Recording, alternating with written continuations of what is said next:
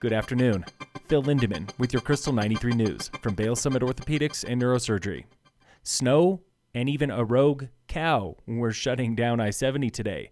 Around 2 p.m., a black cow escaped from a trailer near the eastbound chain-up station at Vail Village. CDOT cameras showed police, firemen, and even a tow truck trying to wrangle the animal as traffic detoured onto the frontage road. They finally surrounded it using steel barrier fences and walked it back to the trailer in a makeshift mobile corral. The cow seemed to be doing just fine. Catch photos from that incident on the Krystal 93 Facebook page. Summit Middle School Principal Greg Guevara and Counselor Maureen Flanagan were not at work today. A letter from the school district says they are on administrative leave indefinitely. It does not give the reason. Both employees are named as witnesses in a sexual assault case against former gym teacher Leonard Grams. Grams is in court this Thursday along with witnesses.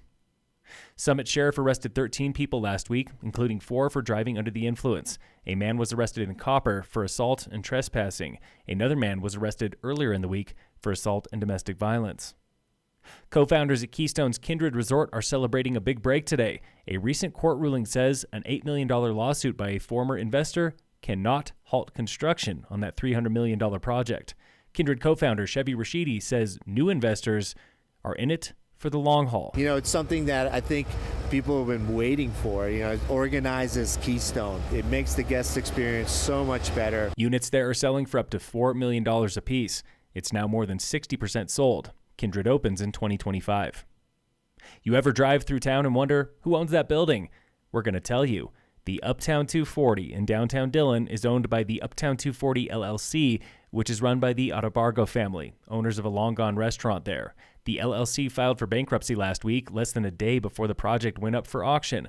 This protects it for another few months. Now, Business Den reports the LLC is being sued by at least 5 lenders and investors, claiming upwards of $16 million. Most of that debt is owned by Jake Porritt.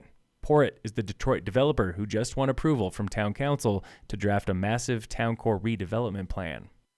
Town of Breckenridge votes on a new single-use plastic ban today. That ban would outlaw plastic cups at town events and severely restrict plastic cutlery at restaurants. It also outlaws styrofoam carryout by end of this year. In sports, the Nuggets play the Rockets tonight at 6.